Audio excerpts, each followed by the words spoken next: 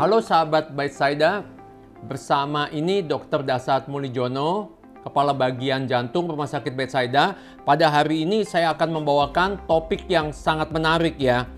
Judulnya tak perlu pasang ring, ada alat penyedot sumbatan yang disebut Megafect ya.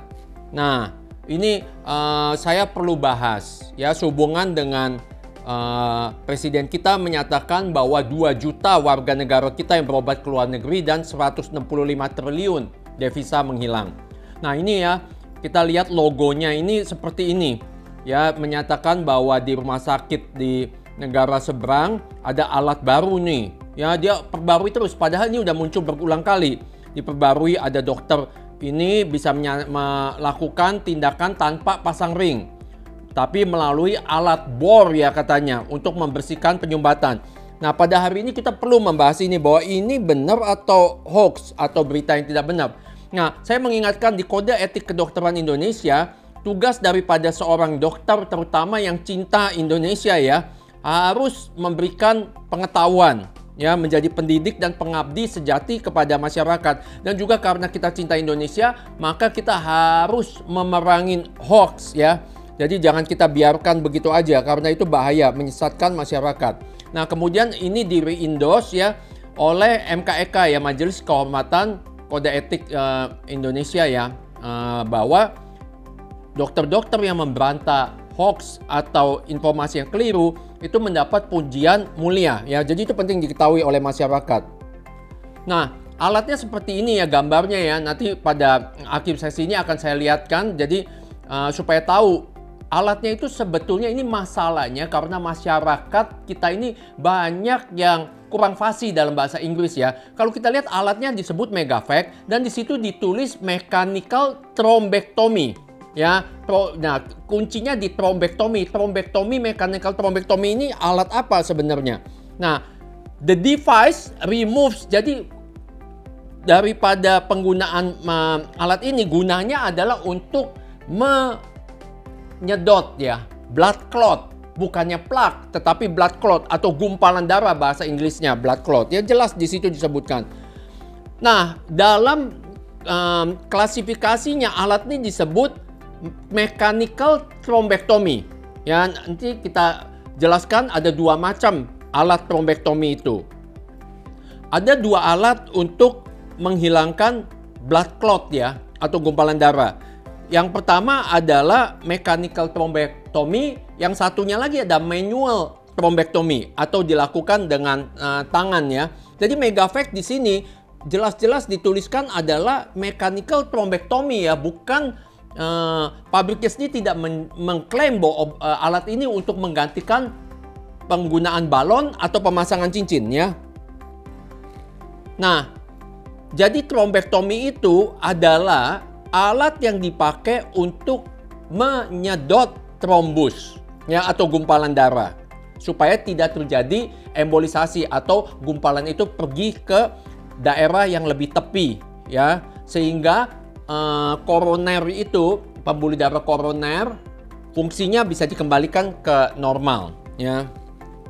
Dan biasa dipakai pada kasus-kasus di mana pasien terkena serangan jantung. Nah, kita lihat dibagi secara besar, ada mechanical thrombectomy, salah satunya adalah Megafect ya, salah satunya dari mechanical thrombectomy, yang satu lagi manual thrombectomy. Nah, kita biasanya di rumah sakit memakai manual thrombectomy. Kenapa? Karena dari hasil penelitiannya ya, bahwa mechanical thrombectomy itu tidak ada benefitnya ya, maka itu sudah banyak ditinggalkan. Nah, manual thrombectomy ini alatnya sangat sederhana. Kita memasukkan semacam selang, kemudian kita sedot pakai tangan. Nah, nanti gumpalan darahnya bisa terlihat di gambar ini tuh seperti ini, blood clot ya, untuk menyerang. Tapi selanjutnya pasien tetap harus dilakukan pembukaan daripada sumbatan yang ada dengan balon dan pemasangan cincin selanjutnya ya. Nah, alat ini sebetulnya sudah lama ya menjadi bahan disinformasi ini sudah sejak 2017-2018 ya. Bahkan oleh Rumah Sakit Cipto setelah dilakukan klarifikasi, dan Kominfo juga sudah melakukan klarifikasi. Cuma alat ini muncul-muncul terus gitu dan memberikan informasi yang salah kepada masyarakat. Kadang-kadang satu minggunya saya bisa menerima 20 ya WhatsApp dari pasien saya menanyakan kebenaran alat ini. Bahkan sangat disedihkan juga bahwa banyak sejawat-sejawat lain ya, terutama yang bukan keahliannya dokter jantung, yang menanyakan apa benar ada alat yang bisa digunakan untuk menggantikan penggunaan balon dan cincin ya, sehingga saya merasa ini perlu saya lakukan untuk melakukan klarifikasi. Nah, kita semua tindakan yang kita lakukan selalu kita berpanduan dari rumah sakit yang terkenal di dunia ya, entah itu Mayo Clinic, Cleveland Clinic, atau rumah sakit di Eropa, Australia, Singapura ya. Kita selalu panduannya apa yang kita lakukan di Indonesia sama dengan yang bisa dilakukan di luar negeri. Nah, jadi selalu ada namanya guideline ya. Ini American College of Cardiology Guideline yang menuliskan apa sebetulnya alat trombektomi itu, termasuk golongan apa alat itu. Nah, kalau kita ketahui ini penting, menyesatkannya ini begini. Jadi kalau ada pasien kena serangan jantung ya, satu, dia harus dilakukan tindakan sesegera mungkin. Sebaiknya kurang dari 6 jam golden periodnya. Jadi tidak ada waktu untuk pergi ke luar negeri. Ya, walaupun dia seorang yang super kaya, super terkenal, dia tetap harus dilakukannya di Indonesia. Karena waktunya hanya 6 jam. Ya. Jadi kita bagi atas ST elevation atau yang disebut STEMI, ST elevation myocardial infarction, atau yang jenis yang lain disebut unstable angina atau non-STEMI. Nah, kita konsentrasikan ke STEMI ya, yang dimana digunakan alat trombektomi tersebut. Nah, ini bagan yang dibuat oleh Amerika dan Eropa. Jadi waktunya kalau orang terkena serangan jantung, dia harus secepatnya pergi ke rumah sakit yang mana bisa dilakukan tindakan pemasangan ring sesegera mungkin. Ya, yang disebut primary PCI. Waktunya kalau bisa di bawah 60 menit. Kalau bisa ya, jangan lebih daripada 120 menit. Itu intinya. Jadi kadang-kadang kita ada pasien kena serangan jantung, dia tanya kiri, tanya kanan, dengar informasi yang tidak benar, menunggu katanya ada alat, karena nggak tahu gimana, dia takut dilakukan pemasangan cincin, dia akan pergi ke Malaysia atau ke negara lain gitu untuk melakukan tindakan-tindakan penyedotan plak yang sebetulnya adalah suatu disinformasi atau hoax ya. Nah, jadi kita lihat di bagan ini sesuai dengan kriteria Amerika bahwa kalau orang terkena serangan jantung kalau bisa di bawah 60 menit harus sampai ke rumah sakit untuk dilakukan penanganan sesegera mungkin, yaitu dilakukan pembesaran dengan balon dan dilakukan pemasangan cincin. Nah, ini ada kriteria yang disebut kelasnya apa, level of evidence-nya apa. Nah, kita tahu bahwa kalau orang terkena serangan jantung, maka harus dilakukan PCI ya, atau ya, tindakan pemasangan ring sesegera mungkin. Itu kelasnya kelas 1. Jadi kelas paling tinggi. Ya, tidak ada pertanyaan lagi, harus dilakukan. Ya, A level evidence A ini bukti-bukti ilmiahnya sudah sangat kuat bahwa tindakan itu harus dilakukan ya. Nah, ini masuk kelas 1A ya kalau orang kena serangan jantung. Jadi jangan gampang percaya dengan berita-berita hoax ya.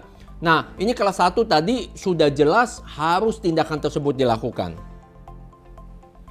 Level evidence of A artinya ini sudah di mana-mana pun, di Amerika, di Eropa, di Singapura, di Australia, harus dilakukan tindakan ini. Nah, alat yang tadi disebut trombektomi, ya, itu bahkan masuk tidak dianjurkan, ya, tidak dianjurkan untuk melakukan secara rutin. Hanya pada kasus-kasus tertentu kita lakukan penyedotan trombus atau gumpalan darah, ya, bukan plak, dengan alat yang tadi namanya trombektomi. Seandainya kita pakai juga bukan mechanical trombektomi, karena tadi mechanical trombektomi tidak ada bukti ilmiah bahwa dia lebih unggul daripada manual ya trombektomi. Hanya ada 2 jalan orang kena serangan jantung. Satu, dilakukan segera pemasangan ring ya yang disebut primary PCI, Yang kedua adalah dilakukan bypass. Ya, tapi hampir tidak pernah kasus dilakukan bypass segera kalau orang kena serangan jantung. Ya, kalau dia udah too late, dia lebih memilih misalnya pada kasus-kasus tertentu, selanjutnya dia harus dilakukan bypass pada kasus-kasus tertentu. Tidak ada pilihan lain. Nah, ini ya gambarnya sekitar, nanti bisa saudara putar sendiri ya mengenai alat yang diklaim sebagai pengganti daripada penggunaan balon dan pemasangan cincin yang ternyata adalah sebuah disinformasi atau hoax. Ya, saya rasa cukup sekian. Mudah-mudahan informasi ini sangat membantu supaya masyarakat kita itu lebih pandai ya, supaya kedepannya tidak mudah termakan oleh hoax ya. Jadi mudah-mudahan berita ini kalau berguna bagi saudara-saudara sekalian bisa disebarkan kepada teman-temannya atau saudara-saudara, sehingga semakin sedikit orang-orang kita yang termakan oleh berita-berita yang tidak benar. Jika berita ini berguna untuk saudara-saudara sekalian, mohon di-share, di-komen, di-like, dan subscribe. Terima kasih.